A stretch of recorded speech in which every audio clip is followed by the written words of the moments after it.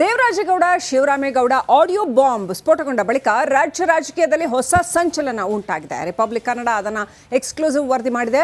ಡಿಕೆಶಿ ವಿರುದ್ಧ ಪ್ರತಿಭಟನೆ ಒಂದು ಕಡೆ ಆದರೆ ಮತ್ತೊಂದು ಕಡೆ ಮಾಜಿ ಶಾಸಕ ಗೋಪಾಲ್ ಸ್ವಾಮಿ ಸ್ಫೋಟಕ ಹೇಳಿಕೆ ನೀಡಿದ್ದಾರೆ.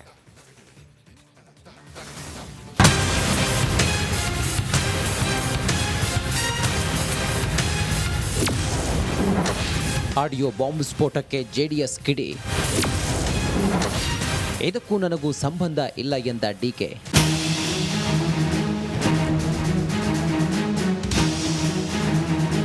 ದೇವರಾಜೇಗೌಡ ಹಾಗೂ ಶಿವರಾಮೇಗೌಡ ಮಾತಾಡಿದ್ದಾರೆ ಎನ್ನಲಾದ ಆಡಿಯೋ ಬಾಂಬ್ ಸ್ಫೋಟ ಬೆನ್ನಲ್ಲೇ ಎಚ್ಡಿಕೆ ಕೆಂಡಾಮಂಡಲವಾಗಿದ್ದಾರೆ. ಒಬ್ರಿಗೊಬ್ರು ಕತ್ತಿ ಮಸೆಯುತ್ತಿರೋ ಕೈದಳ ನಾಯಕರು ವಾಕ್ಸಮರ ಮುಂದುವರಿಸಿದ್ದಾರೆ.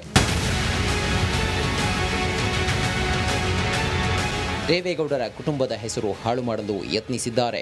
ಈ ವಿಡಿಯೋ ಹಂಚಿದ್ದಾರಲ್ಲ, ಅದಕ್ಕೆ ಸೂತ್ರಧಾರರು ಡಿಕೆಶಿ ಅವರೇ.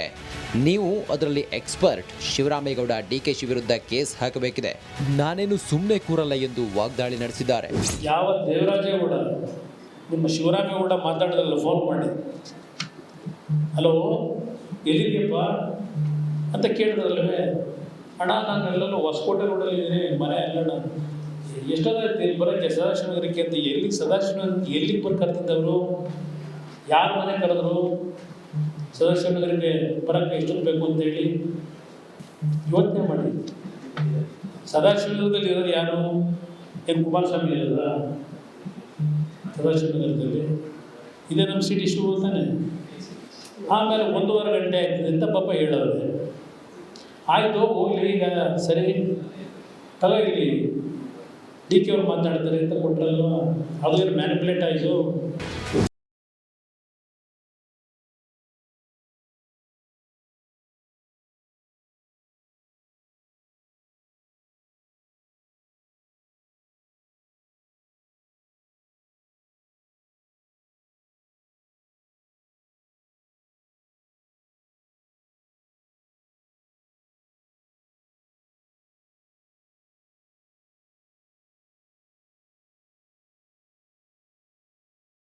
ಇದಕ್ಕೆ ತಿರುಗೇಟು ನೀಡಿರುವ ಡಿಕೆಶಿ, ಫೋನಲ್ಲಿ ನಾನು ಯಾರೊಂದಿಗೂ ಮಾತನಾಡಿಲ್ಲ, ಯಾರಿಗೂ ನಾನು ಏನನ್ನು ಕೊಟ್ಟಿಲ್ಲ ಎಂದು ತಿರುಗೇಟು ನೀಡಿದ್ದಾರೆ.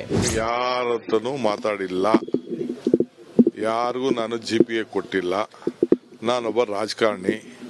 ನನ್ನ 100 ಜನ BJPಯವ್ರು ಬರ್ತಾರೆ, ದಳದವ್ರು ಬರ್ತಾರೆ, ಸಾರ್ವಜನಿಕರು ಬರ್ತಾರೆ, ನಮ್ಮ ಪಾರ್ಟಿಯವ್ರು ಬರ್ತಾರೆ, ಆಫೀಸರ್ಸ್ ಬರ್ತಾರೆ, ಬಂದು ಏನೇನೋ ಮಾಹಿತಿಯನ್ನು ಕೊಡೋಕ್ಕೆ ಪ್ರಯತ್ನ ಮಾಡ್ತಾ ಇರ್ತಾರೆ. ನಾನು ಟೈಮ್ ಕೊಡಲಿಲ್ಲ. ಬಂದರು 1 ನಿಮಿಷ ಯಾರತ್ತನೋ ಅರ್ಧ ನಿಮಿಷನೂ ನಾನು ಮಾತಾಡಿಲ್ಲ.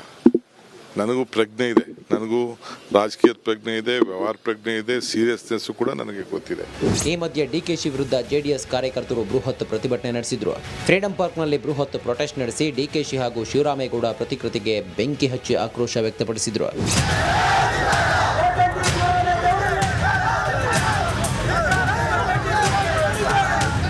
ಪೆನ್ಡ್ರೈವ್ ಕೇಸ್ ಸಂಬಂಧ 5 ಕೋಟಿ ನೀಡಲು ಗೋಪಾಲಸ್ವಾಮಿ ಬಂದಿದ್ರು ಎಂಬ ಸ್ಫೋಟಕ ಮಾಹಿತಿ ನೀಡಿದ್ದಾರೆ. ನಾನು ದೇವರಾಜೇಗೌಡ ಜೊತೆ ಮಾತನಾಡಿರೋದು ನಿಜ, ಆದರೆ ಹಣಕಾಸು ವಿಚಾರ ಮಾತನಾಡಿಲ್ಲ. ಚುನಾವಣೆಯಲ್ಲಿ ಜೆಡಿಎಸ್ ವಿರೋಧಿಸಿ ನಮ್ಮ ಜೊತೆಲಿದ್ದ, ಈಗ ಇದ್ದಕ್ಕಿದ್ದಂತೆ ಯೂಟರ್ನ್ ಹೊಡೆದಿದ್ದಾನೆ ಎಂದಿದ್ದಾರೆ. ಮೊದಲನೇದಾಗಿ ದೇವರಾಜೇಗೌಡಗೂ ನಮಗೂ ಹಣಕಾಸಿನ ವಿಚಾರ ನಡೆದಿಲ್ಲ. ಫೋನಲ್ಲಿ ಮಾತಾಡಿದ್ದೀರಾ? ಫೋನಲ್ಲಿ ಅಂದರೆ ಅವ್ನು ರಾಜಕೀಯವಾಗಿ ನಮಗೆ ಸಪೋರ್ಟ್ ಮಾಡೋಕೆ ಅವನೇ ಫೋನಲ್ಲಿ ಮಾತಾಡಿದೆ. ಫೋನಲ್ಲಿ ಮಾತಾಡಿ ನಿಂಗೆ ಸಪೋರ್ಟ್ ಮಾಡ್ಬೇಕಣ್ಣ, ಅವ್ರ ಕುಟುಂಬ ರಾಜಕೀಯವಾಗಿ ಮುಗಿಸ್ಬೇಕು ನಾವು ಅಂತ. ಚುನಾವಣೆ ಮುಗಿದ್ಮೇಲೆ ಯೂಟರ್ನ್ ಯಾಕೆ ಕೊಡೋದ ಅಂತ ಇನ್ನೂ ಒಂದು ಯಕ್ಷ ಪ್ರಶ್ನೆ ಆಗಿದೆ. ಸದ್ಯ ರಾಜ್ಯ ರಾಜಕೀಯದಲ್ಲಿ ಬರೀ ಪೆನ್ ಡ್ರೈವ್ ಕೇಸ್ ಹಾಗೂ ಆಡಿಯೋ ಬಾಂಬ್ನದ್ದೇ ಸುದ್ದಿಯಾಗಿದೆ. ಇದೀಗ ಕಾಂಗ್ರೆಸ್ ಜೆಡಿಎಸ್ ನಡುವೆ ವಾಗ್ಯುದ್ಧ ಜೋರಾಗಿದೆ. ಯಾರಿಗೆ ಯಾರು ಹೇಗೆ ಉತ್ತರ ಕೊಡ್ತಾರೆ ನೋಡಬೇಕಿದೆ. Bureau report, Republic Kannada.